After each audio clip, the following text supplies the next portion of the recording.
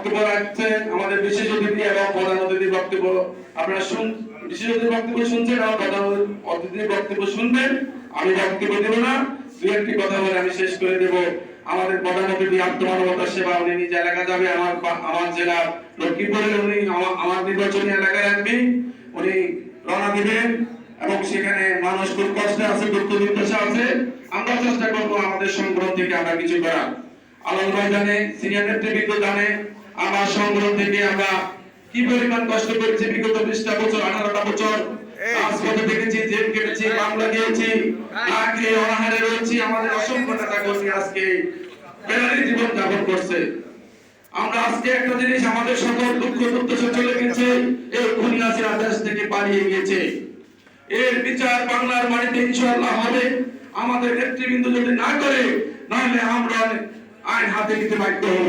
আমরা আমাদের দিক নির্দেশনা, জনাব তারেক রহমান যে দিক নির্দেশনা দিচ্ছে, আমরা সেই দিক নির্দেশনা অনুসারে আমাদের নেতাদেরকে অনুসরণ করে আমরা চলতেছি।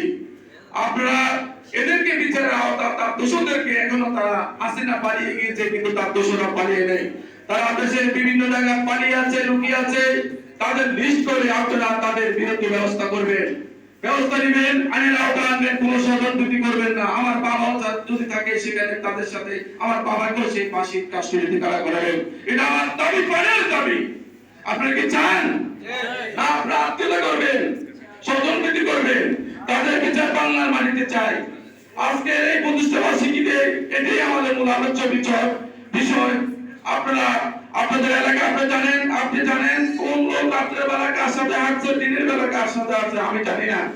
আপনারা ওদের লিস্ট দিয়ে, যারা আপনাদেরকে অত্যাচার নির্যাতন করেছে, গুম করেছে, তাদের লিস্ট দিয়ে আমাদের সিনিয়র নেতৃবৃন্দের হাতে দিবেন। ইনশাআল্লাহ এই দেশের বিচার হতে হবে। আমাদের জনাব তারেক রহমান, আগামী রাষ্ট্রনায়ক জনাব তারেক রহমান দেশে আসলে, আগামী যদি আমাদের দল ক্ষমতা আসে, আমরা যারাই কষ্ট করেছি, সিনিয়র নেতৃবৃন্দ যেন আমাদের দিকে খেয়াল রাখে। কে কোথায় আছে, কি আছে, কি বা রক্ত দিয়েছে, আমার ভাইরা যারা রক্ত দিয়েছে এবং যারা মৃত্যুবরণ করেছে, তাদের শহীদ আত্মার মাগফিরাত কামনা করি। যারা আহত হয়েছে, আল্লাহ পাক যেন তাদেরকে দীর্ঘ সুস্থতা দান করে এবং ন্যায় কায়দা দান করে।